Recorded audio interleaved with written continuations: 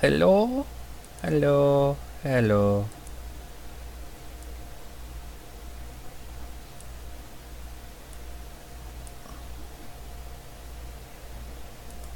Let's see what's going on. Oink. And yes, I am here. Spider-Man's here. Yeah. It's even got that weird kind of little mesh pattern. It's kind of hard to see in this light. You can kind of tell in the reflective area. Anyway, whatever.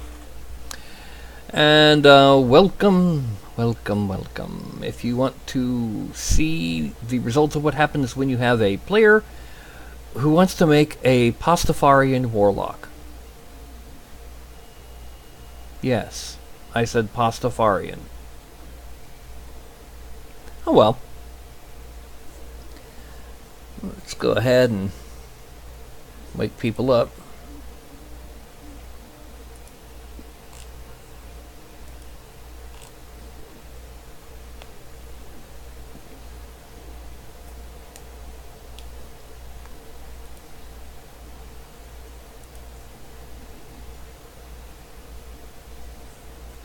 And once again, we have some interesting results here.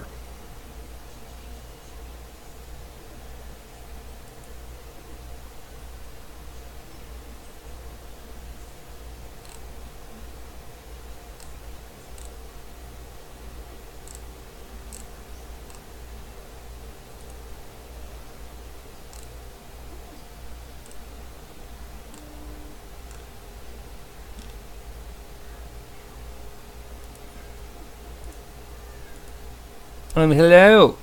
Okay, what Pastafarians are. Pastafarianism is it's a reaction to overzealous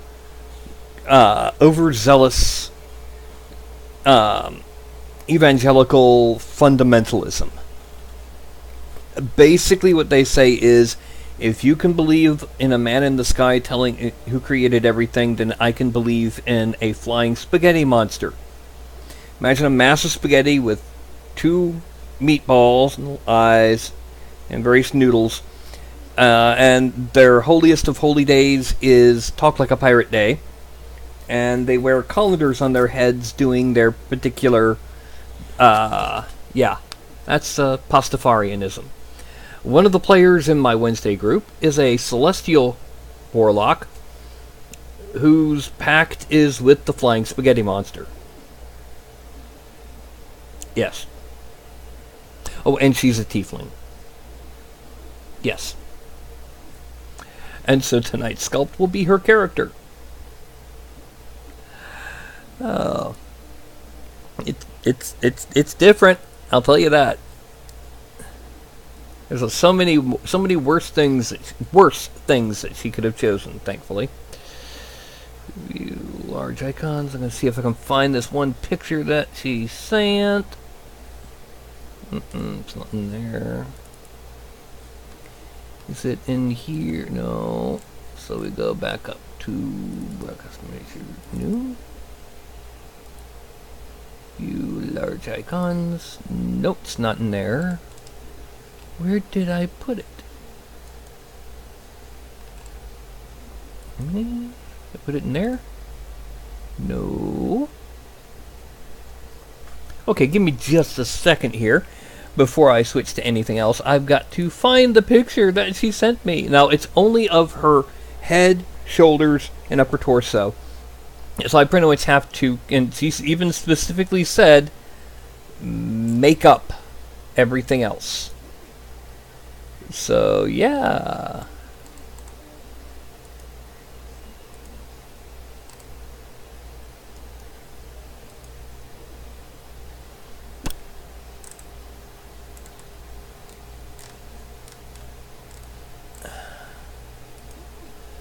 Okay, so view image, save image as,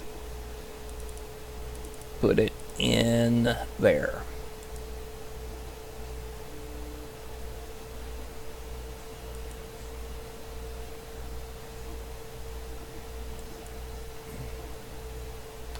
Okay, now, the Pastafarian Warlock, apparently, she decided that she was going to be from this one area of the Forgotten Realms where everybody is like pale, pale, pale white. And this was her ideal image for her character.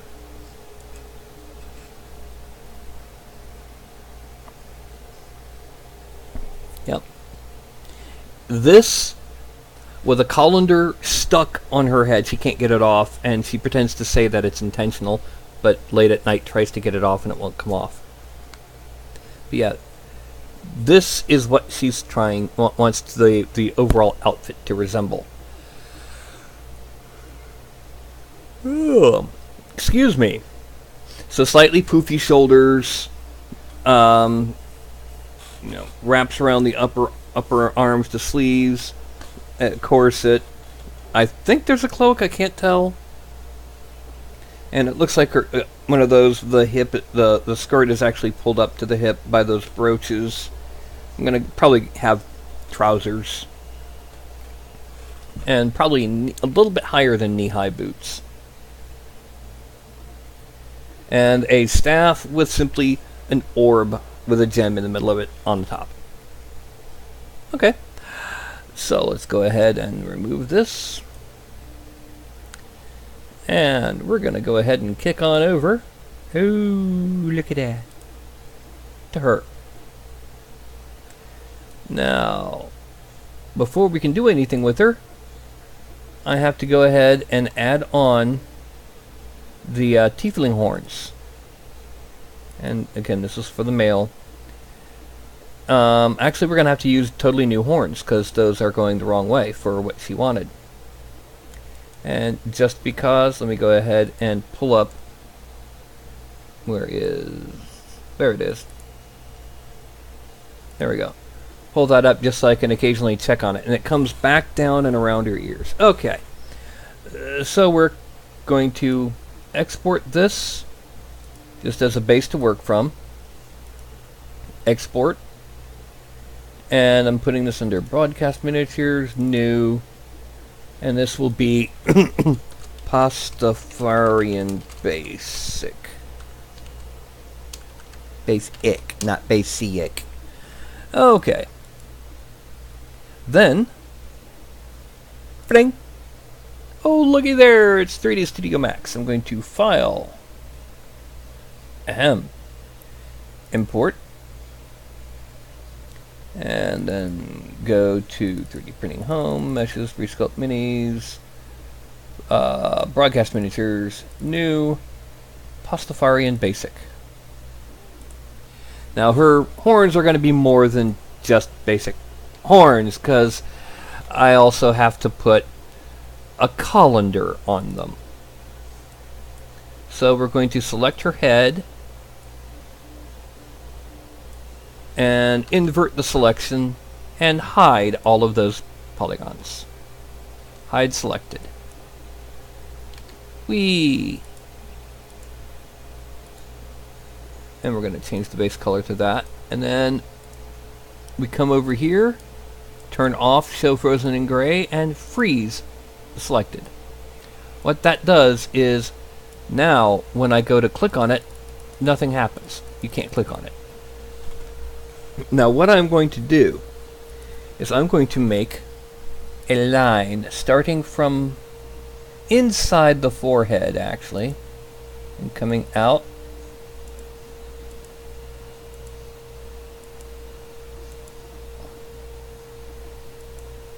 Now this line right now, as it stands, is flat. More appropriately, it's more than just flat, it's just two-dimensional. So, lower it down a little bit, and I'm going to basically select each of these vertexes and bring them up and out as appropriate for this particular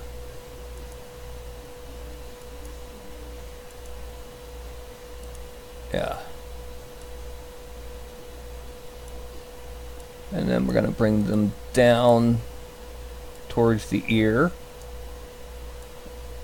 this one comes down to here,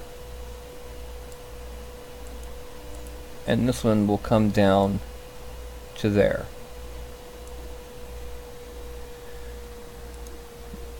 Now, the next thing that we do is, well, first I think we need to take these and move them out away from the head just a little, and this end kind of a little bit closer, because we're gonna make this into a rendered spline. What that means is, instead of being just a line, it's going to be a tube. Enable in viewport. Alright.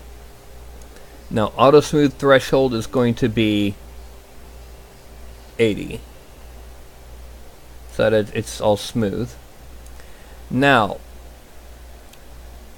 we're going over to, let's see,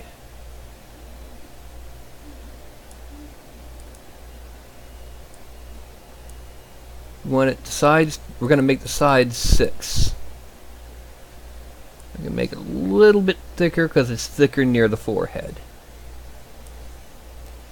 And then angle. Oh, okay, that just rotates it. Never mind. Well, we can rotate it to try and get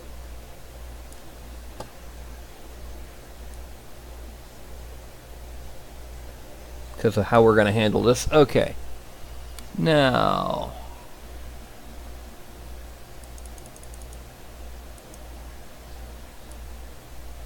let's see if we can. Okay. Now we're going to editable poly. And the first thing we're going to do is we're going to select here, shrink, and delete the innermost part, because it's not a standard polygon anymore. It was a 6-sided polygon, which isn't good.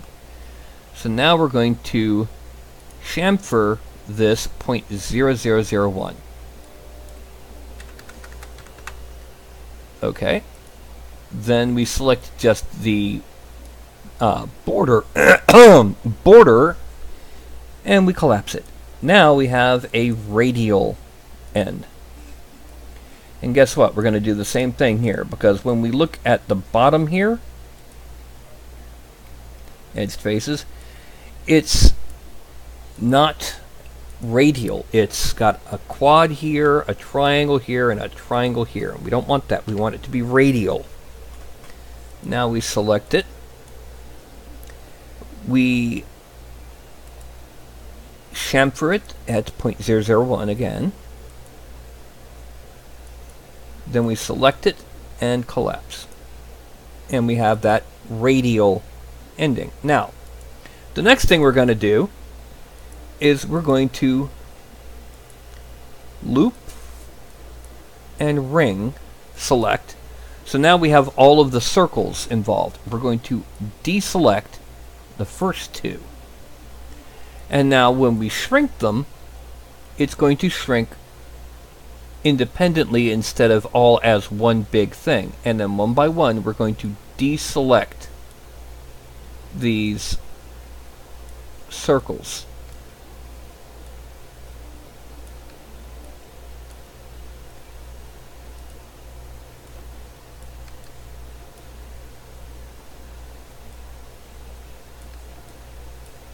And I just realized I went one step too far, because I forgot to do one other thing. To select here, here, and here, and loop. And then convert to vertex, and we're going to push these out. The reason being is we're going to make it more triangular in surface, kind of similar to how the horns are in the picture. Now we're going to make it more extreme than what's in that picture. Collapse all. And we're also going to select these guys and bring them in a little bit closer to the forehead because we can see a gap. We don't want the gap there. Okay, now we're gonna just select one random loop, ring, and then deselect the starting ring. Engines bumping in time. Okay, wait, what did I do that for? And then we're going to continue with what we had planned. I'm going to shrink it a little bit.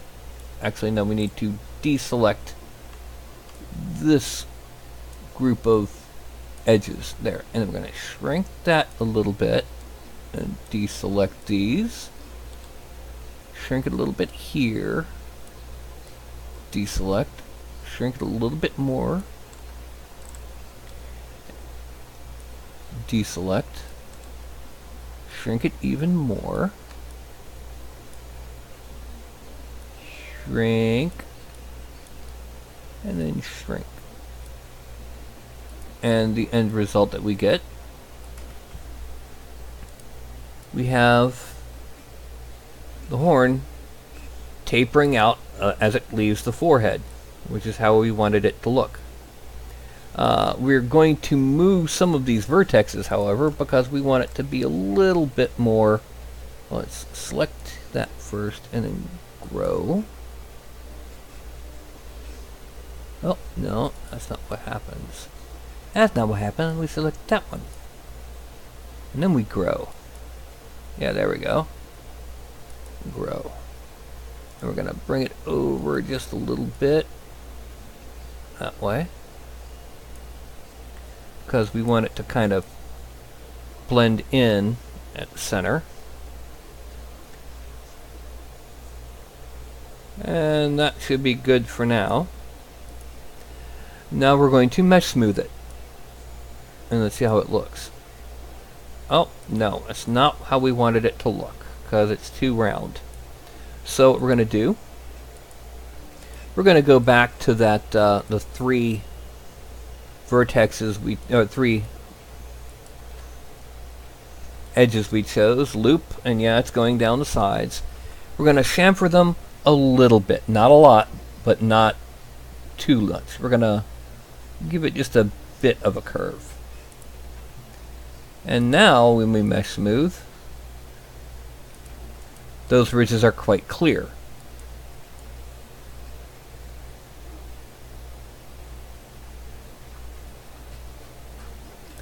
However, I do believe we'd probably be best off now also inflating it just to make it a bit bigger, make it clearer that this is in fact horns and not hair. Pull it out.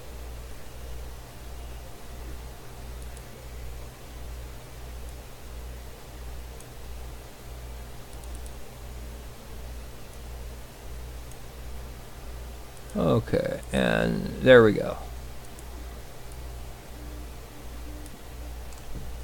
And we're also going to move its, we're going to collapse it actually, and then we're going to move its center pivot point from an X to an X of 0, but then we're going to move it to just behind the ear so that we can then do this and rotate it up slightly and give us more of a forehead.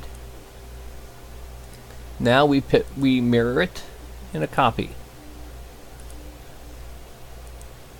And looking here, the copy needs to have reset transform and then normal. Collapse all. We select this guy, attach this one, Z. And one thing we need to do, I can already see, we need to turn on soft selection here and reduce the distance quite a bit, because we need to bring this up and away from the back of the ear.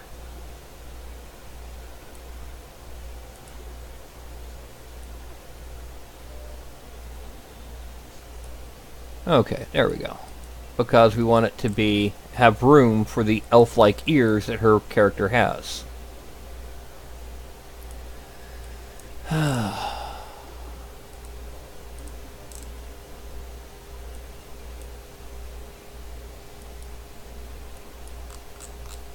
And let's reduce that a bit more. And let's pull this up a bit to give it more of a curve. There we go. And we have our horns. Now we got to make the colander as part of the horns. Isn't that great? Actually, no. We're going to make the colander separate. For one... No, we need to make it part of this. Okay. So, the way we're going to make the colander is very simple. We're going to start with a sphere.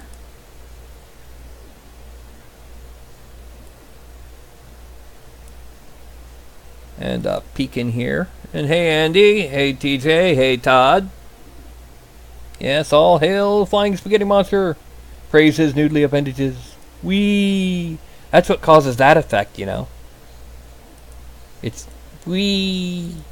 Wee. And now we have a neutral good chaotic good Pastafarian Warlock in the party.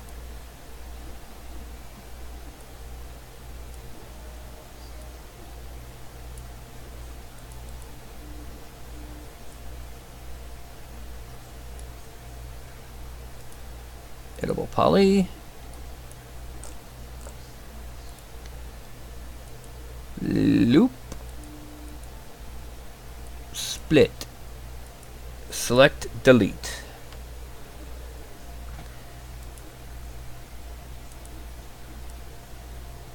Now, what we got to do is we got to kind of start playing with its position on her head, because, you know, we want it to look kind of off kilter, just like the character.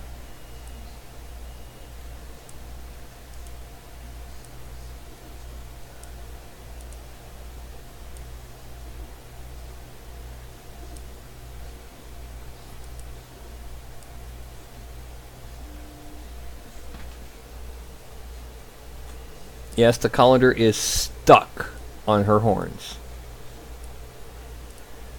Don't ask me why she chose that, but... oh well.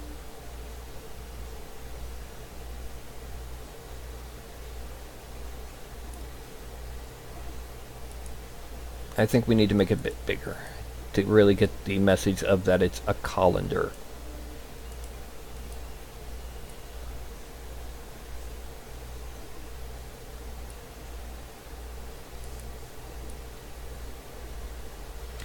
Now, in order to make it, you know, printable, we now, because this is only a one-dimensional item. If I turned off back faces on this sucker,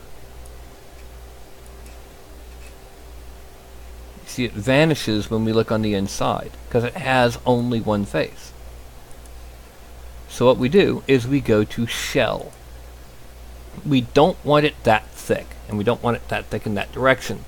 We want it to go to about there.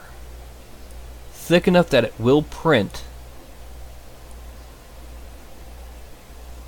but not so thick that it looks ridiculous. Maybe a little more. Yeah, that'll do. Collapse all. Then the next thing we're going to do is we're going to select both of these edges, edible poly, and loop around, and then chamfer them at 0.01.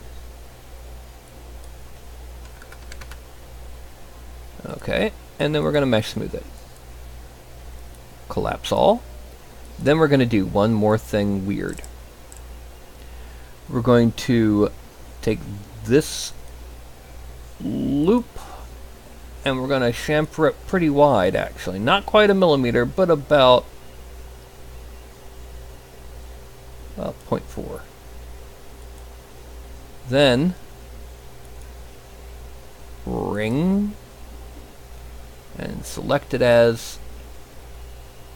We're then going to extrude out a little bit, not 10 millimeters, just a little bit, just enough that it will become the base of the colander. Then we're going to select this this loop, and we're going to kind of center it in as many different directions as we can. Okay, good. And then we're going to select this loop. We're going to chamfer it with 3 layers at 0.001. Okay. And then a final layer of mesh smooth. Oh, nope. Because I still have to layer this one. Do the same thing for this one and this one. Loop. Bing. Chamfer. Yes. And then final layer of mesh smooth. And this will be our colander. It looks like a hat until we put holes in it. Yes, she will have hair. Yes. Well, this is a campaign that for the longest time we don't... It's technically Adventure League. Not the best Adventure League. Among other things, we only have about 2.5 hours per night to play. So we usually end up not having very much time for role-playing. So we get it out by having weird characters. Pastafarian colander. Export. Done. Delete. File. Export selected. Pastafarian horns. Export. Done. Unfreeze all. Select this again. And we're going to unhide all the polygons so we can see the figure again, because we're now going to make the staff, because she wants a very simple staff. And there's just too much geometry to mess with on top of the default staff. So, I'm going to import in my props folder under Morph 3, no, it's Morph 2, no, Morph 1. Load the right hand staff, and this is just to get location and all that proper.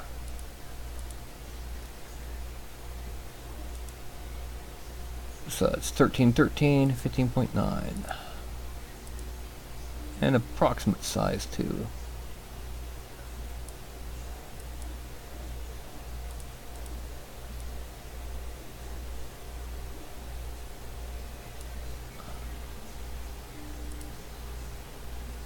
And bring that down to there. Yeah, that's about right. And bring that height way up. Oh, way too far.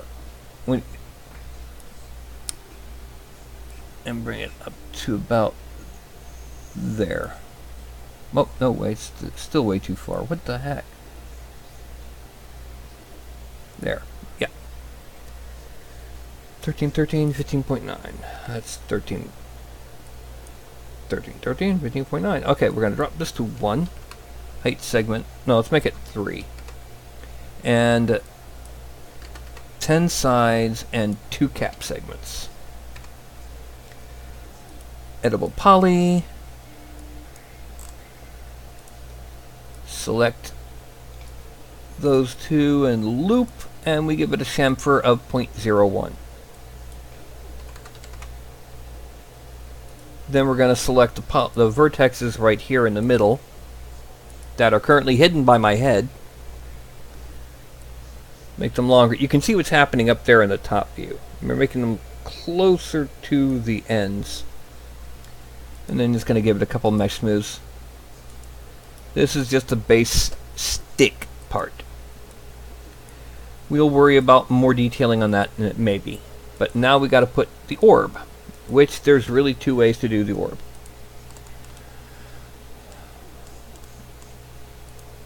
One is to just go ahead and make a sphere. Actually, we're going to do a better way. We're going to make a cylinder. We're going to drop the height segments to 1.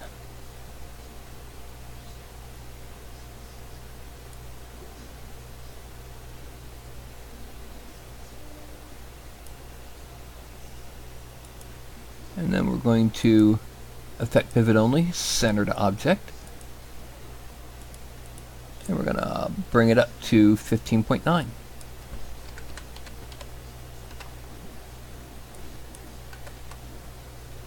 Okay. Now, what's going to happen next is we're going to make it just a little bit thicker.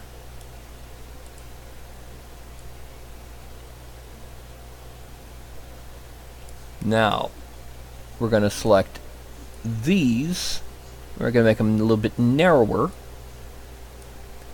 Then, shrink.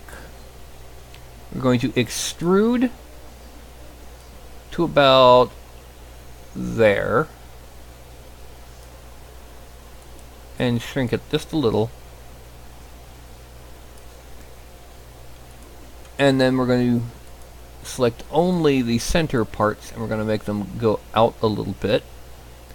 Now, ring, connect, 2, not 3, and bring them tight. And we're going to deselect that, and Control Backspace removes that edge loop. Now, we're going to grow the selection until we have that, and we're going to shrink it so that it goes inside slightly into the center. Now, we select the edges surrounding our little gem start areas and loop, and we're going to chamfer it at 0.001 with 2 edge loops because we want it really sharp. Now, what's going to happen next is when I hit Mesh Smooth, look at that. I think it might be a better idea to go ahead and sharpen these too. Loop, chamfer, okay. And then when I Mesh Smooth, we get more of an orb look to it, as you can see here.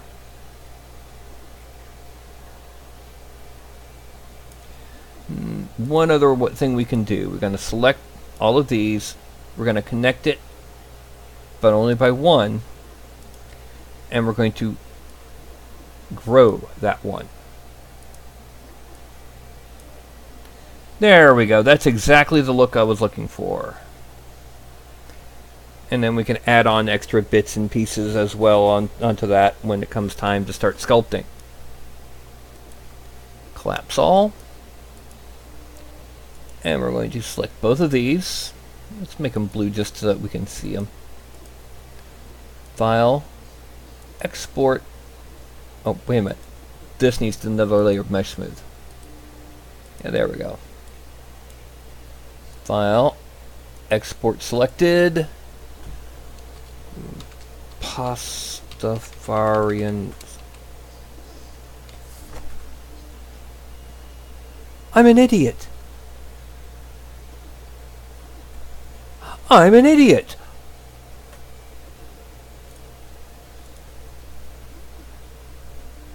A spaghetti spoon. The kind you use to measure spaghetti. You know, the little notches on the side of the spoon as a staff. What do you think?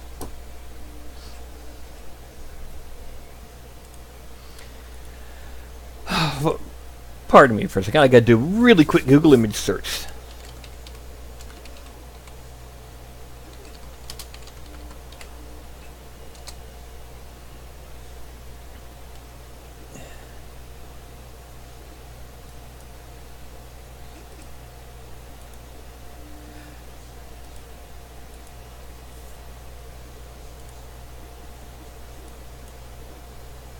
I mean, this is what I'm talking about. Why am I doing all of this when the most appropriate possible spoon, staff rather, is this? Hello? Oh. Yay.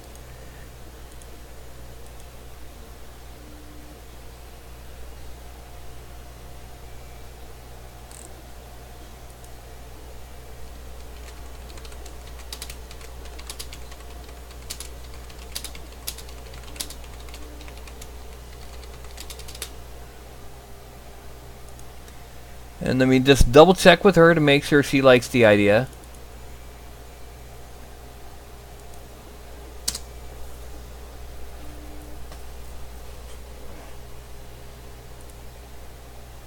Yeah. Oh, ow, ow. It is 8:30. Oh, and by the way, if anyone's wondering, you might be able to hear my 3D printer. I mean,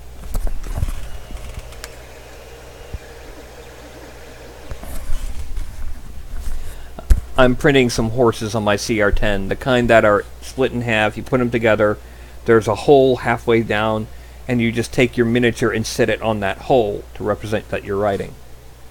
Yeah.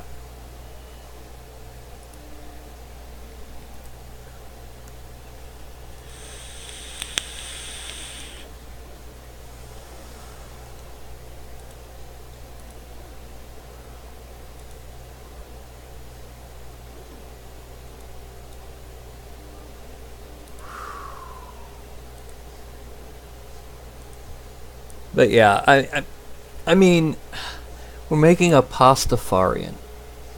She has a staff. Why not? Oy vey. Cancel. Actually, we're gonna hide that.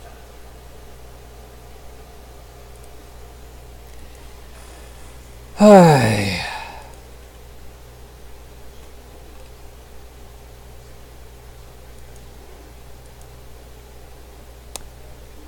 And the broadcast screeches to a halt to make sure that she wants this on her character.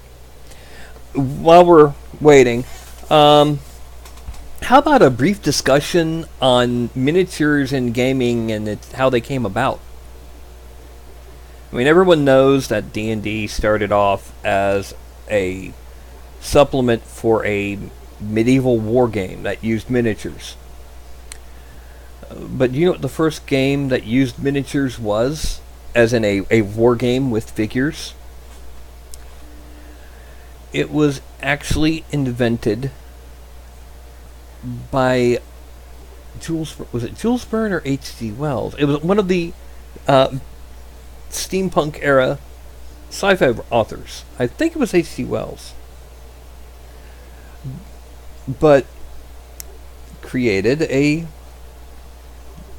game based on how the French generals under Napoleon would train in tactics. They would use a sand table and troops to show how battles took place and what happened, where and why. The same way that now we'll have these pictures with the rectangles and the arrows showing how this unit moved this way while this one moved up and it fired over here and blah blah blah. So yeah. And still waiting on a word.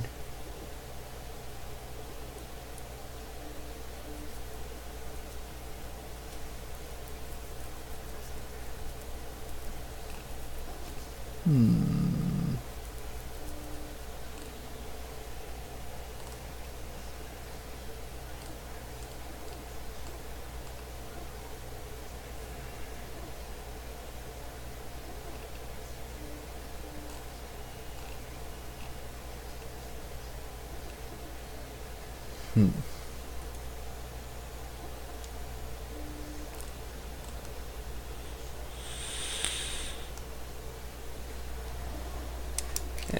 still no word from the player who's making this character. Yay! And I hope I don't lose lose viewers from this. Yay!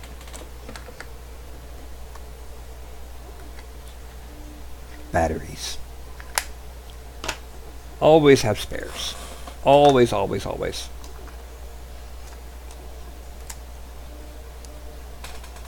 Oh, and just as an FYI, I even have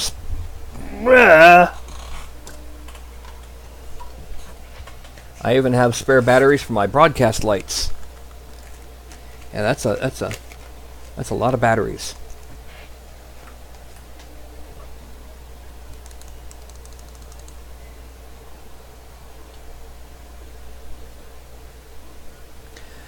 So, of the people actually watching, how many actually play role-playing game using miniatures?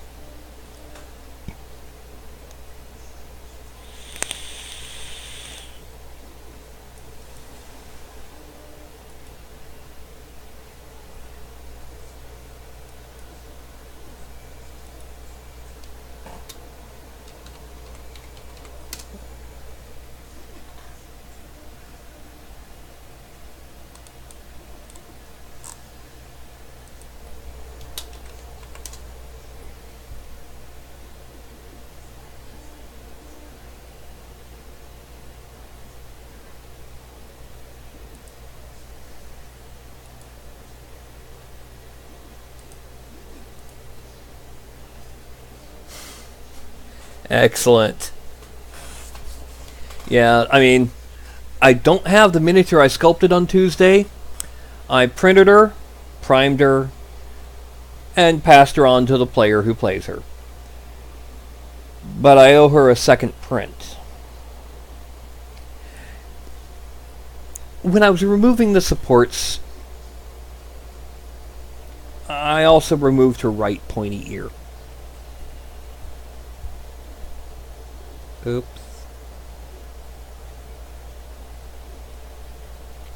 Well, while we're waiting on her response, or do we have a response? No, I don't have a response yet. I'm going to go ahead and pop on over to Dad's Studio. And while we're here, we're going to file import under base geometry files, no, broadcast miniatures, new, the horns, accept, import, and the colander, accept. Now the thing is, we're going to do one thing to this to these horns. We're going to make them conform instead of being parented. So over here it says click here to display the transfer utility dialog. We click on it. We select the jointed base female, and the target is the Pastafarian horns. Accept. And there we go. Now when we take it and let's say we go to elf, it follows up, although unfortunately it also follows the ears, so we get that going. So that's not a good thing. With the dwarf, it's not as big a deal. With the dragonborn, it kind of gets raggedy. We don't want that. So what we're going to do, we're going to go ahead and take the Pastafarian horns, edit, figure, geometry, add a push modifier. Oh, look what that did, because all we want to do with this is we want to reduce that. We just wanted to do it just a little bit. You know, from 0 to just a little bit thicker. Okay. And now we're going to file Import. Pastafarian colander. Accept. And I think we want to... Oh, wait a minute. I've already got a colander on here, so let's delete this one. So we're going to make it... We're going to shrink it just a little bit. And raise it up a little bit. Ah! Not that much. Just a little bit.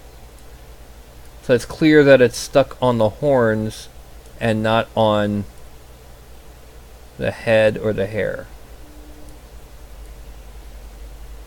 Yeah, there we go. That's better.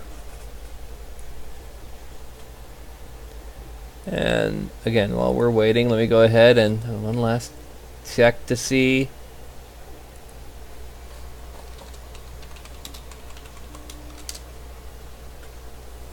I don't think she's received the message. I'm not seeing a read at receipt, so.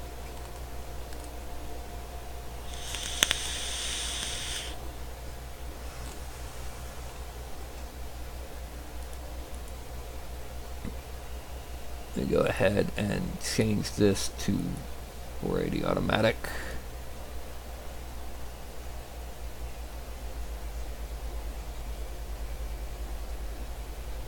Yeah, you could, but the point of this is we want it to be on the actual figure, no add-on sculpt, so that other people who someone else out there who has a Pastafarian Warlock can have a miniature without having to modify it.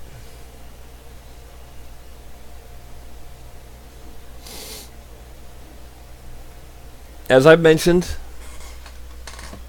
this is my character in that game. Fighter. Fighting style is 2-weapon fighting. And his path is Eldritch Knight. And as you can tell, he's got the pointy ears of a high elf.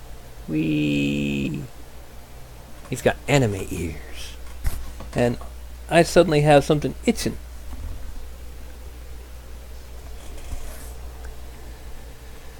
Oh, come on, come on, come on.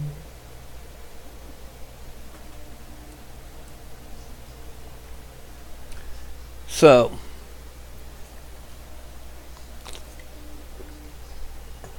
I've decided that I can go ahead and tell you what I am going to be doing for my Kickstarter. I'm starting a Kickstarter soon. Giants. I had this idea before Daniels went live. I'd even talked with him about it. And the idea is, I'm taking giants from myth and legend. Grendel, Argus, Oceanus, the titan of the oceans, Polyphemus, the Cyclops, all sorts of them. I'm making miniatures for them in 5th edition scale, which means where a hill giant is 16 feet, not 10. And they're going to include PDFs with stat block, the basic story, game stats, all the things, and potential adventure hooks for each one of them.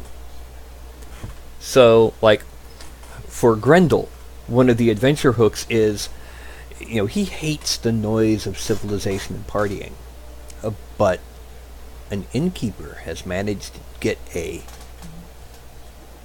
Oh, you mean Talos, the bronze giant built by him. That's one of the potentials. But, because he's not really a giant. He's a golem. He's a construct of the ultimate degree. Anyway, with one of the adventure hooks for Grendel is that he's made a local innkeeper has struck a deal he doesn't destroy his inn, and they've added a hinge on the outside wall of one of the second floor rooms.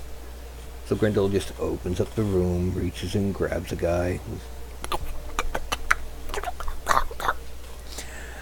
Once every couple of weeks, the innkeeper makes sure to put some vagabonds or travelers or adventurers in that room. And since the hinge is on the outside of the wall, yep, those windows are locked tight.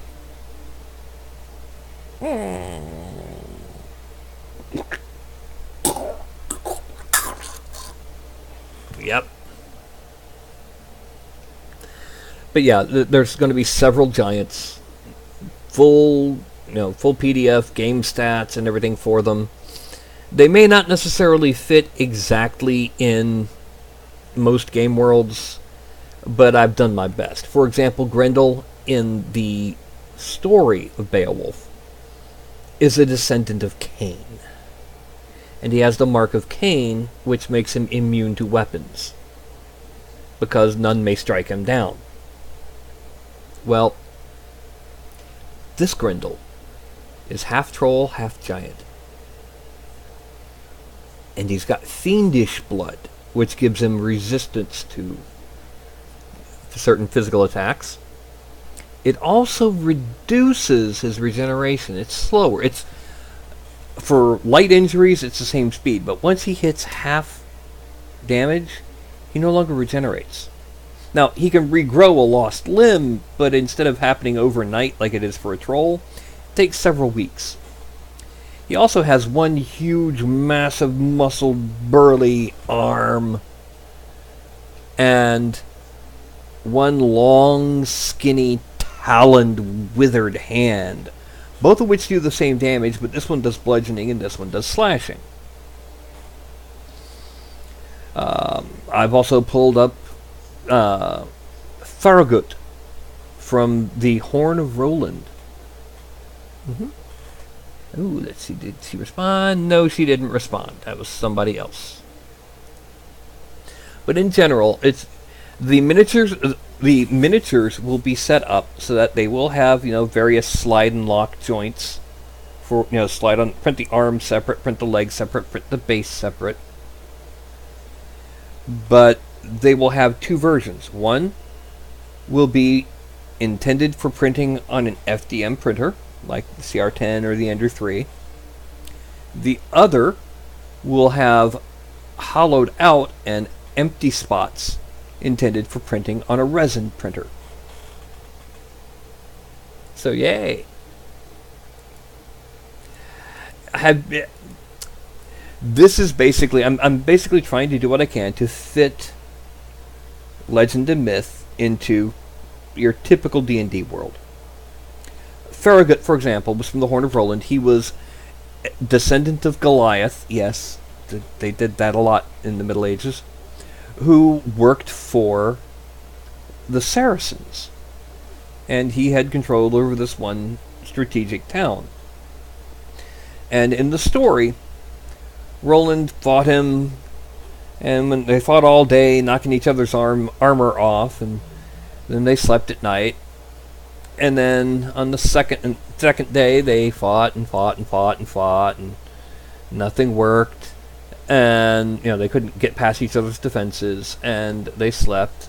And Roland noticed that Farragut didn't have any kind of pillow because it was large enough. Well, he was strong enough, so he grabs a large rock and brings it over for Farragut to rest his head on. In return, Farragut confesses, kind of foolishly, that his navel is his weak spot. And the very next day, Roland takes a spear right up in his navel.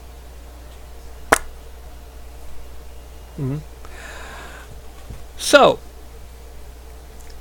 in the game terms, he's actually wearing some kind of enchanted armor that gives him, resistances as well as immunity to critical hits. But attacks specifically target at his belly ignore that. He's also a hill giant who was raised by humans and trained from birth, so he's slightly smarter than most. and has his own quirks. For example, he sees himself as a military genius, even though he's really not. But he's so strong that, when you've got an armored hill giant wielding a giant scimitar that can cleave through stone, you tell him he's a genius.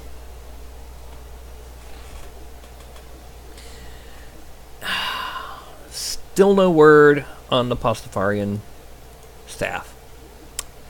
So I'm going to go ahead and do it. Let's break it in. Alright, we still have our staff. Now what I'm going to do, the way I'm going to make it, is I'm going to start off with a sphere. About here. With a sphere from about here. I'm going to bring it up a bit. Make sure it's at negative 13.13. So it's X is even with this. And now I'm going to make this have 20 segments. Actually, we need to have an odd number. Yeah, there we go. Oh, 19 is better. Edible poly. And we select those, but in the process deselect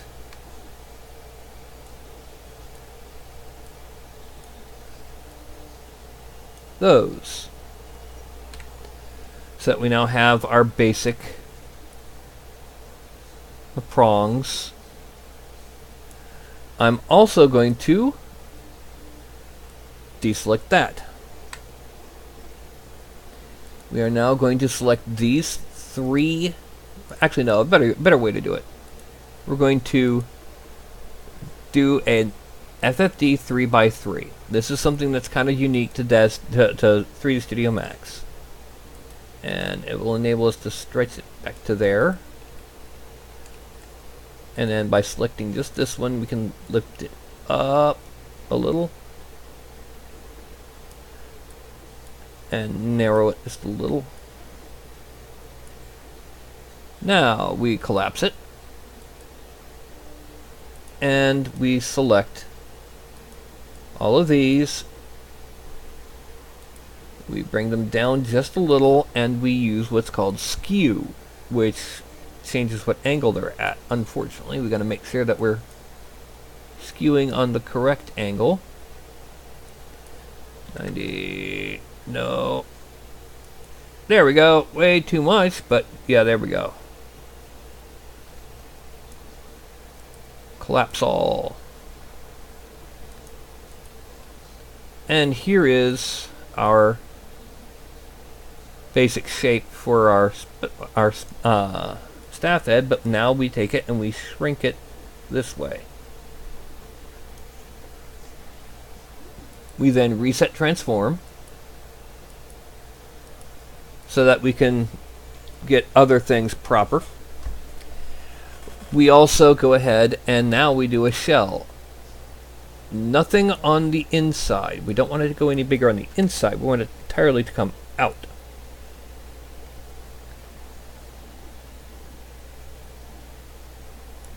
Yeah. And we collapse it. And then we take the outer edges here, and in order to make them better fit around the staff,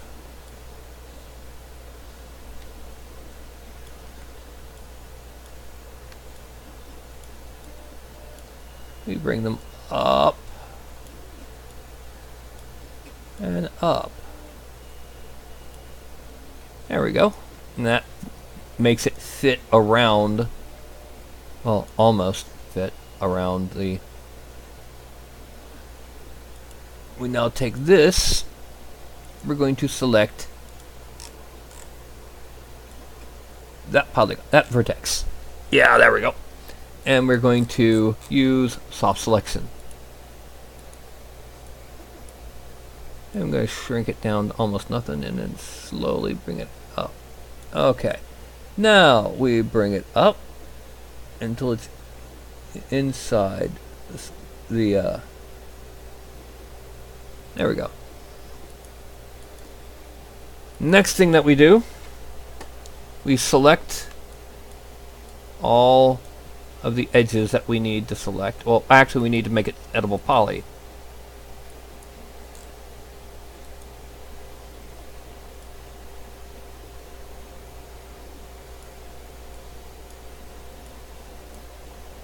We don't want to select the corners of this because we want it to be kind of loopy. You know, makes loops.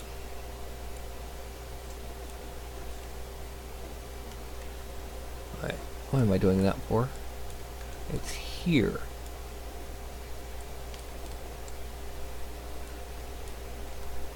Yeah, there we go. And then we select here. And up here.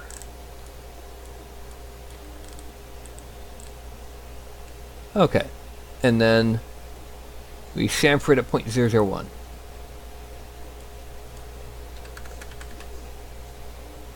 Accept. Now we select these, loop, chamfer, 0.001. And we mesh smooth it. And look at that. We have our pasta spoon as our staff. It's a bit large.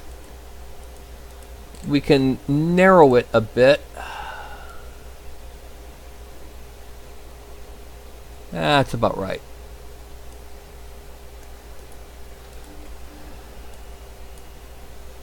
And that is our staff.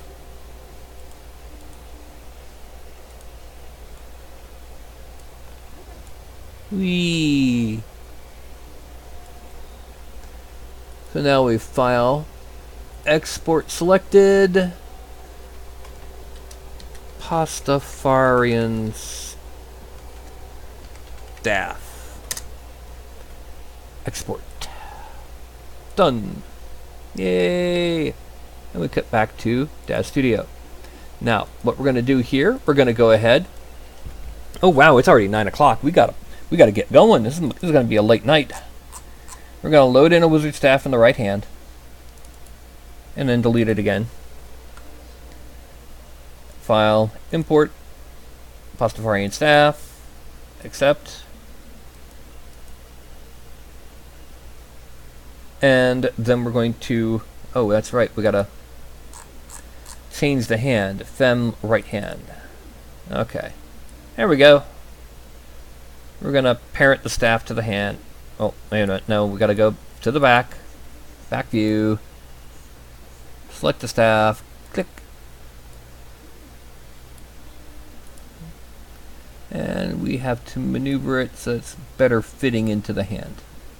There we go. Perspective view, and we parent it to the right hand. There we go. Now, pose.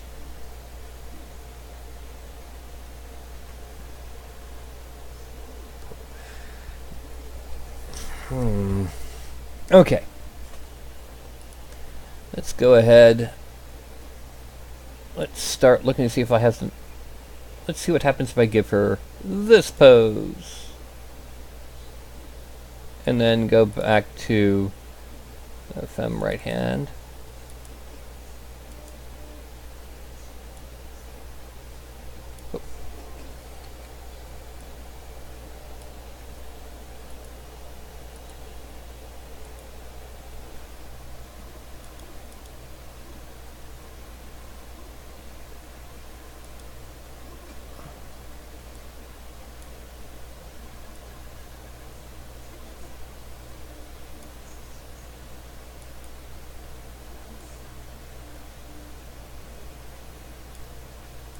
And then we drop this down, translate down, there we go.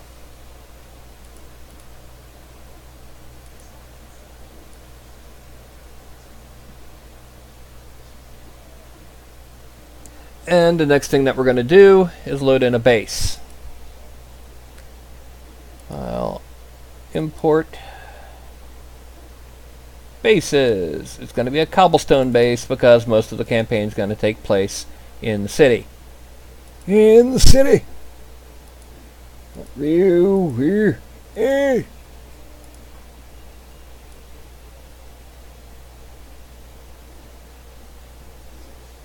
Okay, and now from the right view.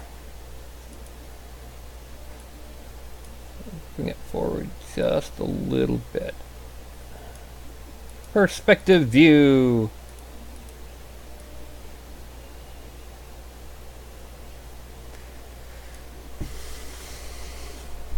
Okay.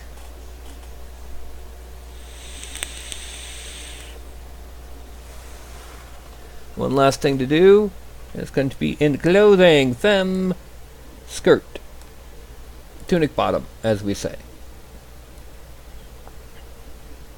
And it is already 9:04. I'm not going to be able to finish this tonight. I'm going to have to finish it tomorrow night. Or later.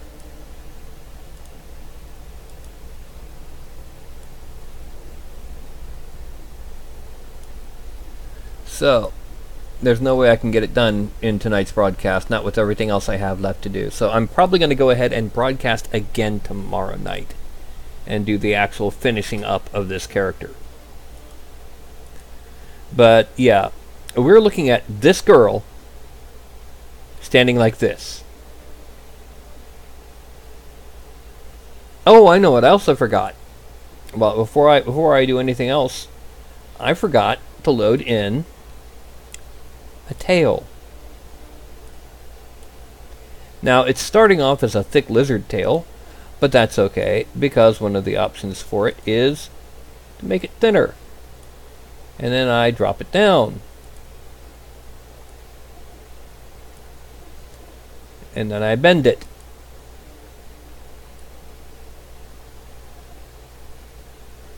No.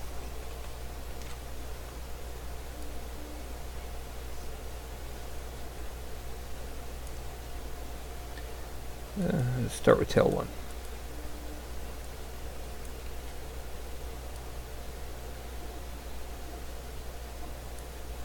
And then we're going to pose that, yeah. Well, expand from selected.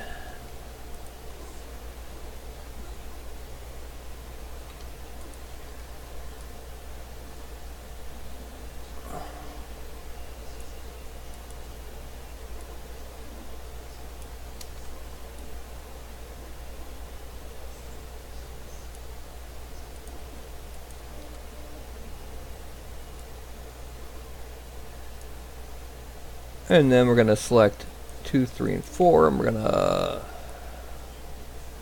side to side them, just to give it a little bit of a nice little curve. Whee! This is the start of our Pastafarian Warlock. Isn't that cool? We're going to File, Save As, Scene. I'm going to call it this simply Pastafarian Warlock. That's all. At this point, technically, the only thing left to do would be to go into ZBrush. But again, there's no way I'm going to be able to get it sculpted in time. So everyone kind of got quiet on me while I was waiting on contact with the Pastafarian player.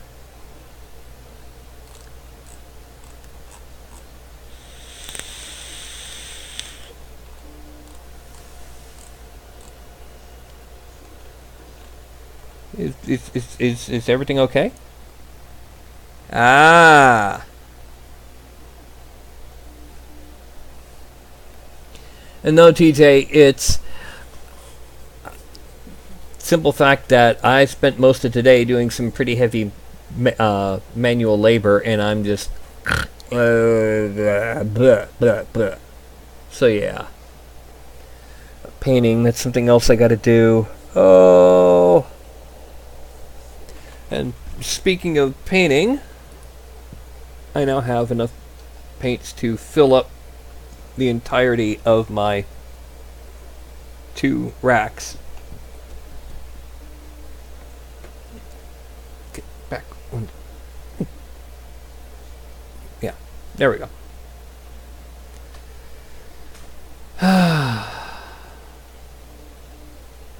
Yeah, see, I'm 48 years old. I'm not 25 anymore. In some ways I'm glad. In other ways I wish I was. Especially my knees, my back, my shoulders.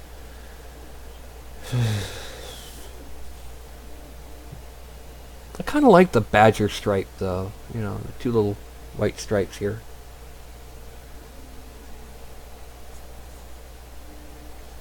Well, see, here's the deal.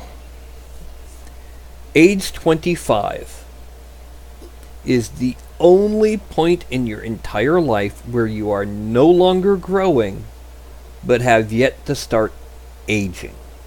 It is your physical peak with respects to the conditions of your joints and your muscles and your collagen and your tendons, and everything is at its potential best at 25. Well, 24 to 26. Older than that, and you're starting to deteriorate. You might be stronger when you get to 30, 35. That's just simply because you've been working. But the condition of your muscles is slightly deteriorated from what your potential could have been. I turned 49 in less than a month. November 15. 4 weeks.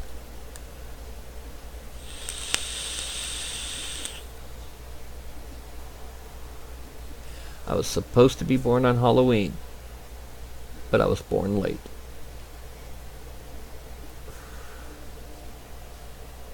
Ah, you were born on British Memorial Day, aka Veterans Day.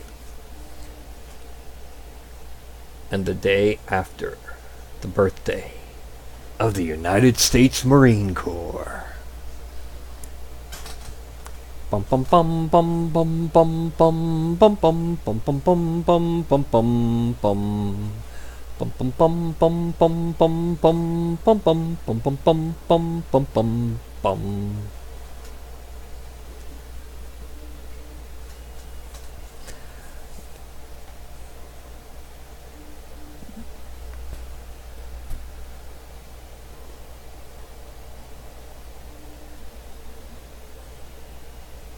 Or so. I was about to say, Todd, aren't you Kim's uncle? Is it one of those weird things like the fact that one girl and your nephew were in the same class in my elementary school? Yeah. Girl was a month younger than her nephew.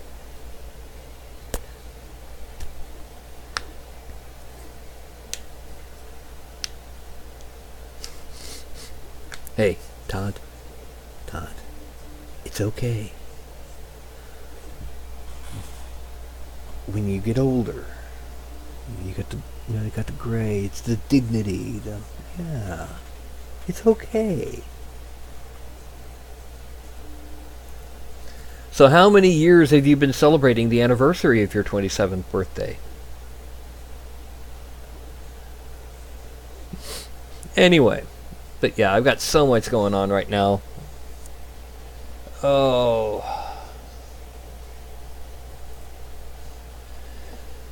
Still no word on our Pastafarian. Dum dum dum dum do. Someone appears to have made a remix of the Hunting Drake. Oh, they added wings to my Hunting Drake. And removed the forelegs and shortened it a lot, and it looks all squinchy. It doesn't look right like this. Oh, good Lord, that looks wrong.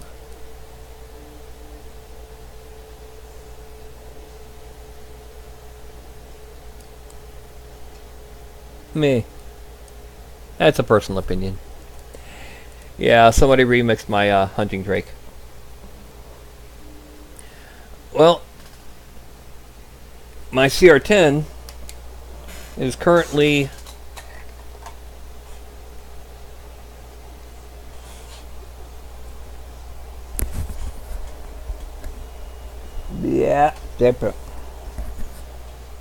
is currently about 90% done with these 8 horses.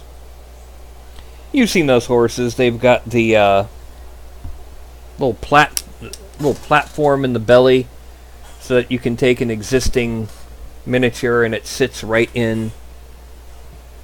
So it's like they're riding. Yeah. I'm printing 8 of them simultaneously. Because we got 8 people in the campaign.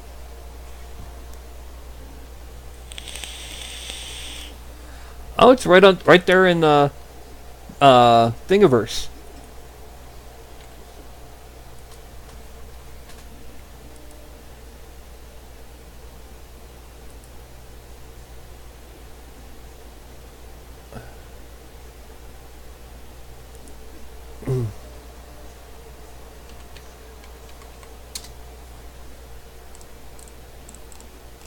Let me see if I can find it again. Yay.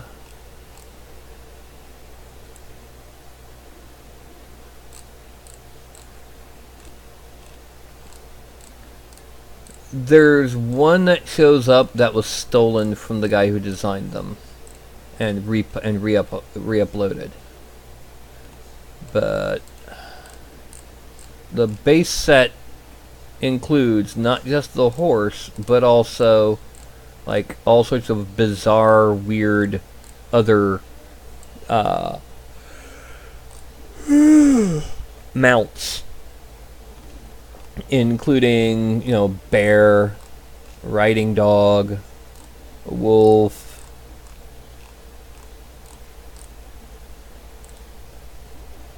where is it? Horse, Dungeons and Dragons. No.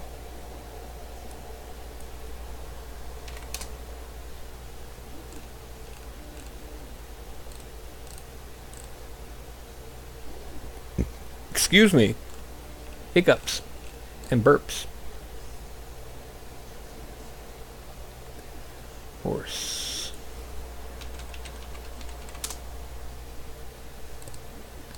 There we go. No, I don't want a pegacorn. No. That is not what I want.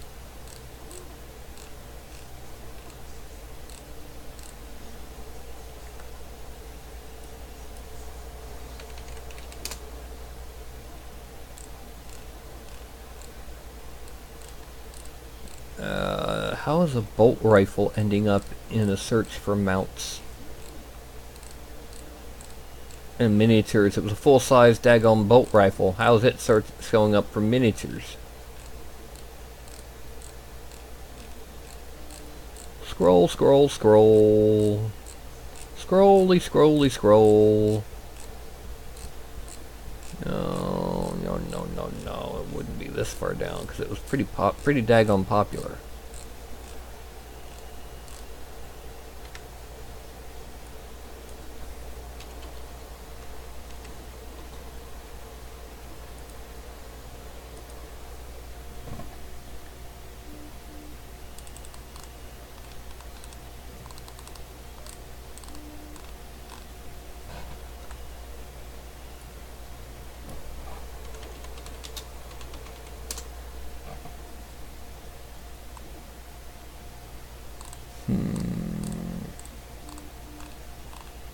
There it is.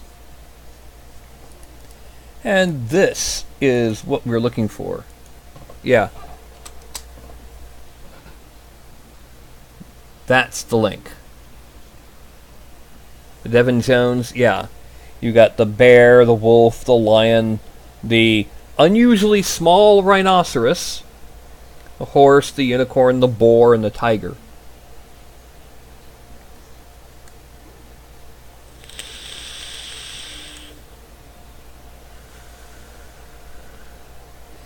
And I've measured it, and my bases, I figured, my bases fit on these horses, on these mounts. Just by look like 0.5 millimeter on either side. But they fit. Yeah, he has a second group. I don't know where it is. I'm going to probably just have to look up Devin Jones. Click on his name. Click on designs. Oh, he's got 355 designs. Oh, lordy. And I'm seeing a whole lot of walls.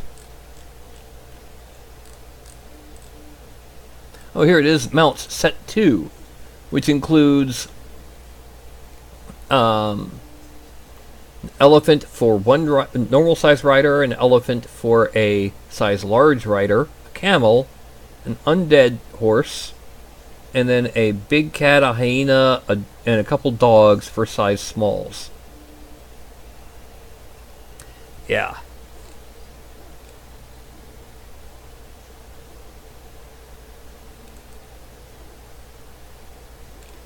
Okay. Yep.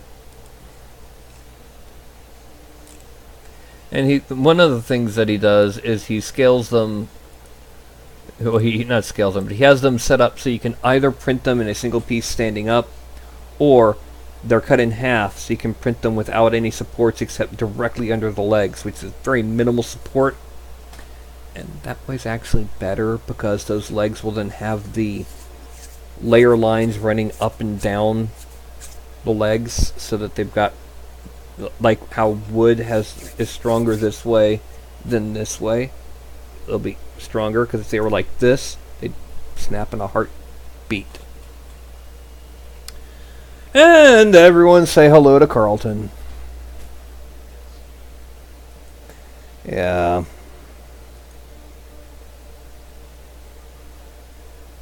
Mm-hmm.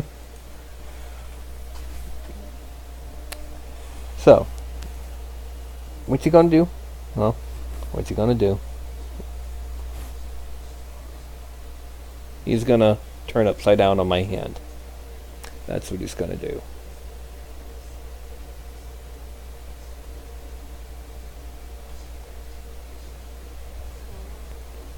Do you mind?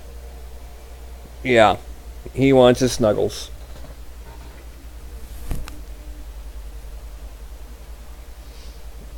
Yes.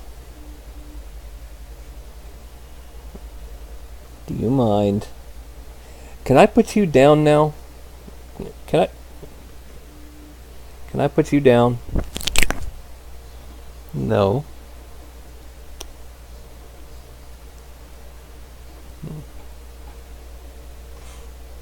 Whoa, what are you doing? Yep, let go of my shirt. There we go. Now watch this.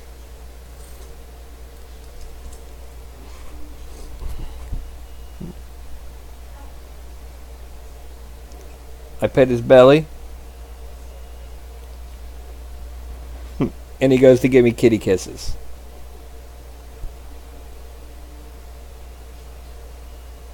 Yeah, he's a happy cat.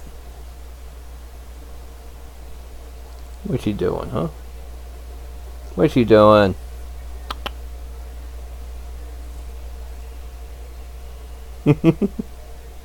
Yeah. Oh, alright. I'm gonna put you down now. Yeah, little buddy. Come on. Down you go. Good boy. Yeah. The thing is, he doesn't actually grab my skin when he grabs my shirt. We call him the Velcro cat because of that.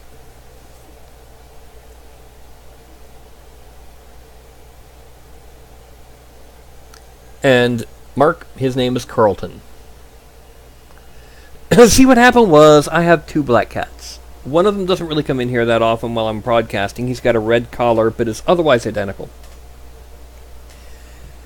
They were found on the same day on opposite sides of a local suburb called Bartlett.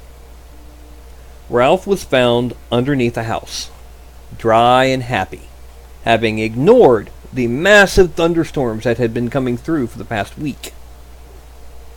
But he was covered in dirt. So the animal shelter named him Dusty. We changed his name to Ralph for family in-joke reasons. But at the same time, on the opposite side of town, they found another itty-bitty little kitten, the last of its litter still alive, in the middle of the parking lot of an abandoned industrial center, which means there's no cars. He was raggedy, he was soaking wet, and he had been outside throughout all of those storms. Because he was in the parking lot, they named him Carlton. Yeah. And both of those kittens ended up coming home with me because they were fostered together. They've been together since they were 5 weeks old. And yeah, so I've got Carlton and Ralph. And Shinju, who's the white kitty who's usually up here in the daytime, but not so much in the evenings.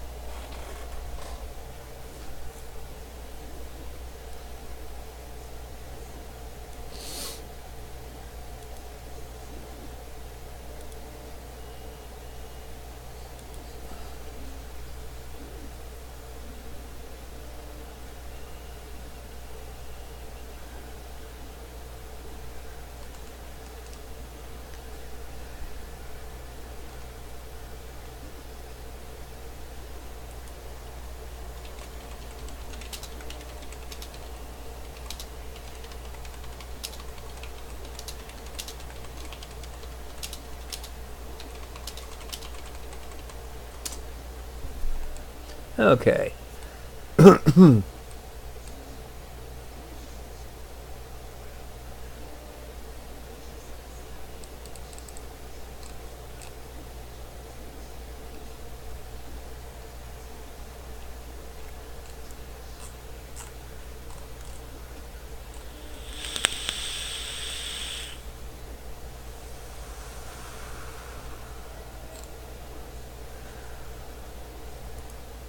So, I'm going to go ahead and I'm going to call it for the evening. My brain is just...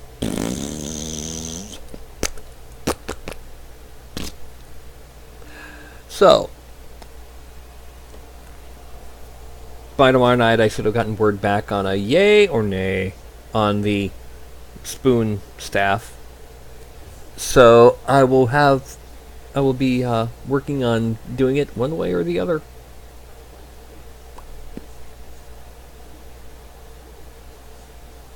Now, to let you know how weird some of the rest of these characters are, we have a lizard man monk, a turtle druid monk, a full orc paladin, and only one human out of like 10 characters.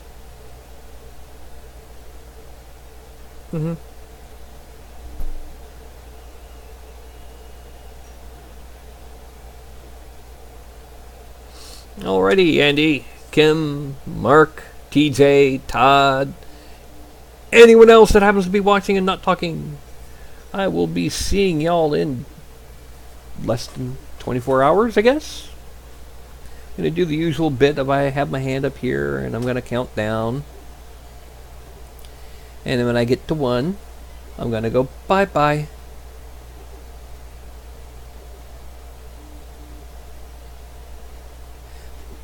There used to be a Saturday morning TV show called Magic Land in Memphis. It was stage magic, and at the end of it, the guy running it was like, "Now kids, always remember, do your finger exercises every day." And then there was this.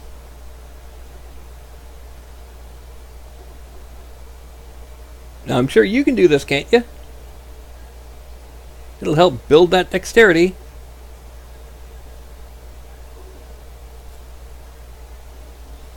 Also, one other thing to work on: coordination.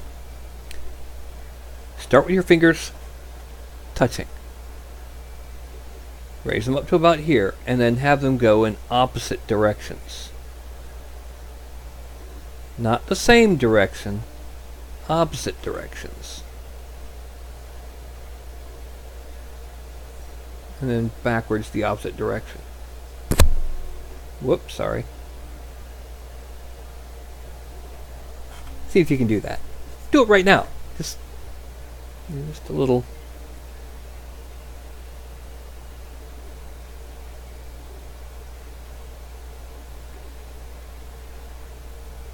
See if you can do it. It's not that hard. Trust me. You can do it.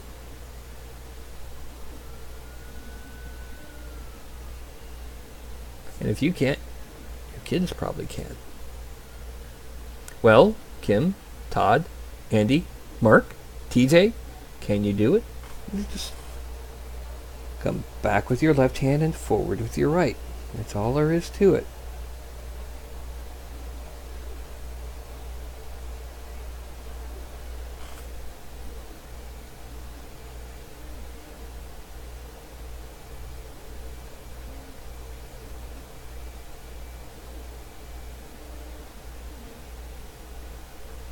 I read somewhere that less than 5% of the people can do that. And those who can are borderline ambidextrous. And it doesn't matter if you're lefty or righty.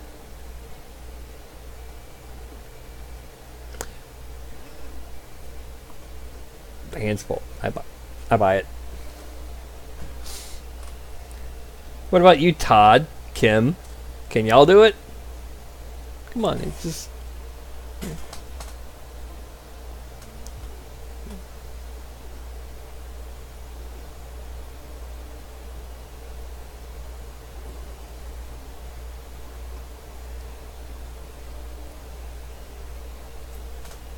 I used to fight in the SCA in fencing with what's called case of rapier.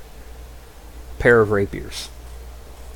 And that was actually one of the things. They would not let you fight with paired weapons, as identical weapons, unless you could do that. Because you got to be able to have this hand doing something totally different from what this one is doing. I've noticed that Kim is not paying attention. She's a little scared. Hello, Kim.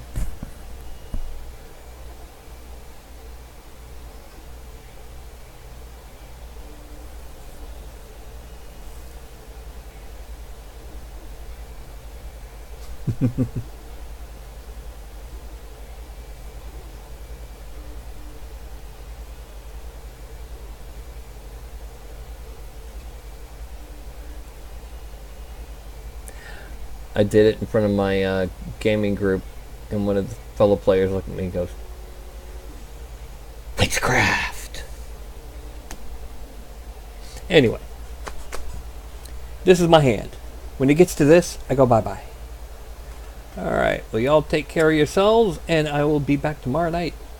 It is a 5, a 4, a 3, a 2, and a 1.